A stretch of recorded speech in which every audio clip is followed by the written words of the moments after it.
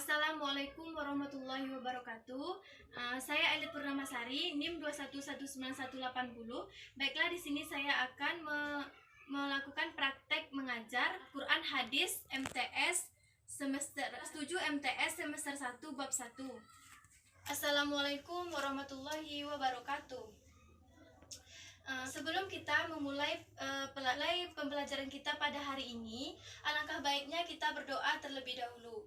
Kepada ketua kelas, Ibu persilahkan untuk memimpin doa. Apa kabar Ananda semuanya? Sebelum kita memulai pembelajaran kita hari ini, Ibu akan mengambil absen terlebih dahulu. Kepada Ananda semuanya, tolong didengarkan absennya ya. Ayu Utami, hadir. Ratna Putri, hadir.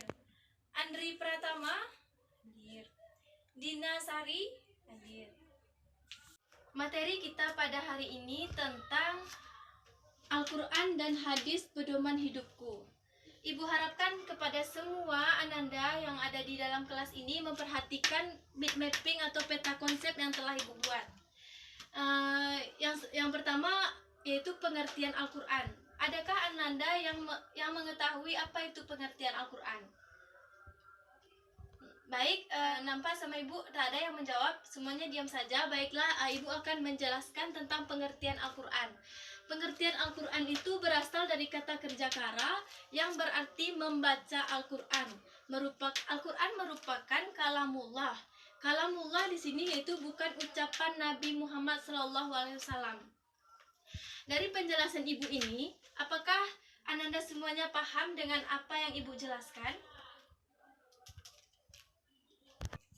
Nah, karena Ananda semuanya tidak ada yang menjawab, baiklah Ibu akan melakukan penjelasan secara lebih jelas lagi, yaitu tentang pengertian Al-Quran tersebut. Al-Quran merupakan petunjuk bagi manusia secara umum. Di sini artinya petunjuk bagi orang-orang yang bertakwa dan beriman. Bukan orang yang bertakwa saja atau orang beriman saja. Semuanya bersifat universal. Universal maksudnya secara menyeluruh, yang berkaitan dengan ilmu pengetahuan dan dijadikan sebagai petunjuk bagi semua orang, tidak hanya orang beriman saja. Al-Quran merupakan kitab terakhir yang diturunkan oleh Allah Subhanahu wa Ta'ala. Nah, selanjutnya Ananda, kita akan membahas tentang nama-nama Al-Quran. Nama-nama Al-Quran merupakan bisa disebut dengan Alkitab atau Kitab Allah. Dan Al-Quran bisa kita ambil penjelasannya, nama-nama Al-Quran tersebut memiliki fungsi dan berbagai petunjuk yang disebut dengan Al-Huda. Al-Huda artinya petunjuk bagi orang-orang atau bagi umat manusia. Dan Al-Furqan artinya pembeda antara hak dan yang batil. Dari penjelasan Ibu tadi, apakah semua Anandanya paham tentang apa saja nama-nama Al-Quran tersebut? Karena Ananda semuanya diam saja, berarti Ibu anggap Ananda semuanya telah paham. Selanjutnya kita akan masuk ke penjelasan, yaitu tentang pengertian fungsi Al-Quran.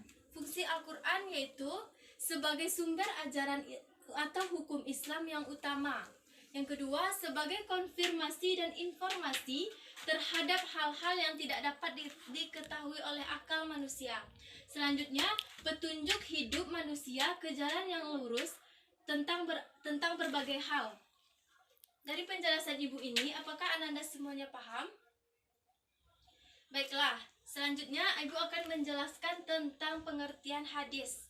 Pengertian hadis di sini merupakan ucapan atau pembicaraan atau cerita.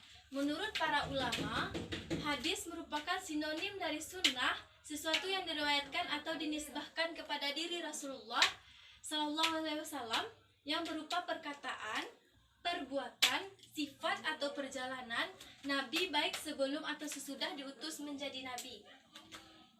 Di penjelasan Ibu tadi, apakah Ananda semuanya paham? Baiklah, jika tidak ada yang ingin bertanya, Ibu akan mengulang mengulang kembali atau meringkas kembali apa yang dimaksud dengan pengertian hadis agar Ananda semuanya paham. Yang dimaksud dengan perkataan di sini adalah segala perkataan yang diucapkan oleh Nabi seperti bidang syariah, akhlak, akidah, dan pendidikan. Dan perbuatan yang di sini maksudnya yaitu penjelasan Nabi Muhammad SAW tentang jumlah rakaat salat, mengerjakan haji dan zakat. Dan di sini maksudnya takrib itu adalah perbuatan yang dibolehkan oleh Nabi. Dan himmah yang di sini tersebut bisa dijelaskan keinginan Nabi melaksanakan sesuatu hal. Contohnya yaitu ketika Nabi Muhammad SAW berpuasa Asyura dan memerintahkan umat Muslim untuk ikut. Nah, sekarang kita masuk ke penjelasan fungsi hadis. Fungsi hadis terhadap Al-Qur'an yaitu mengukuhkan hukum yang sudah ada dalam Al-Qur'an. Maksudnya di sini mengukuhkan itu ialah misalnya Rasulullah SAW memerintahkan untuk melaksanakan puasa. Dan yang kedua yaitu memerinci ayat Al-Qur'an yang mujmal. Maksudnya yaitu misalnya perintah melaksanakan sholat sudah terdapat dalam Al-Qur'an surat Al-Baqarah ayat 83. Silahkan dilihat ya Ananda semuanya. Nah, Ananda selanjutnya yaitu menetapkan hukum yang belum terdapat dalam Al-Qur'an.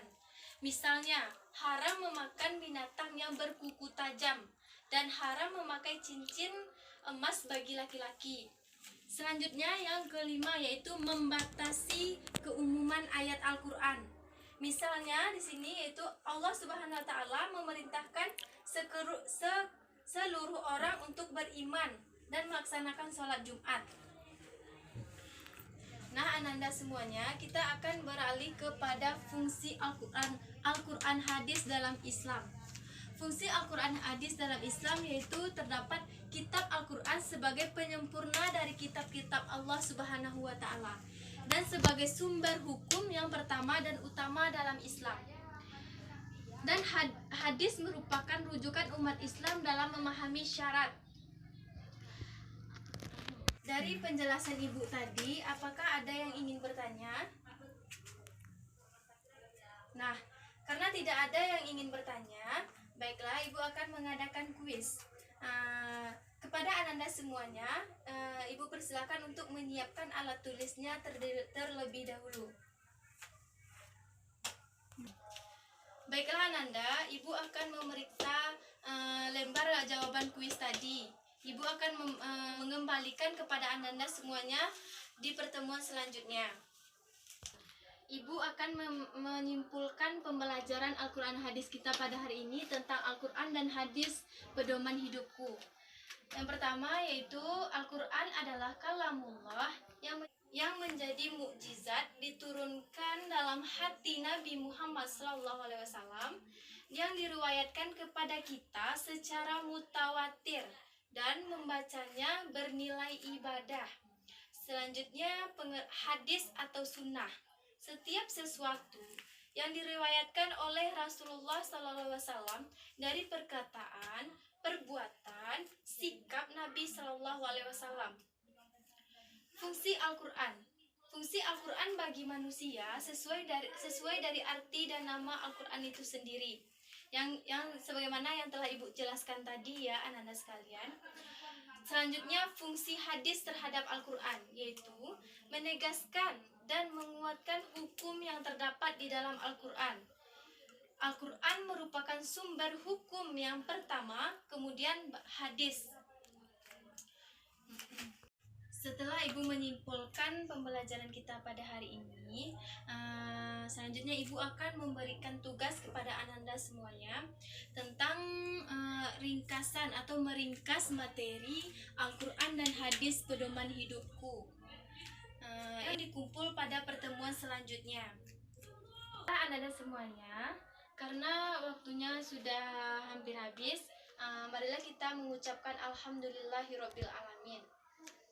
Selanjutnya kepada ketua kelas untuk memimpin doa pada siang hari ini. Semoga pembelajaran kita pada hari ini dapat bermanfaat bagi ibu, Ananda semuanya, baik di dunia maupun di akhirat. Jika terdapat kesalahan ibu dalam menjelaskan materi tadi, ibu mohon maaf sebanyak-banyaknya kepada Ananda semua. Ibu akhiri dengan Assalamualaikum warahmatullahi wabarakatuh.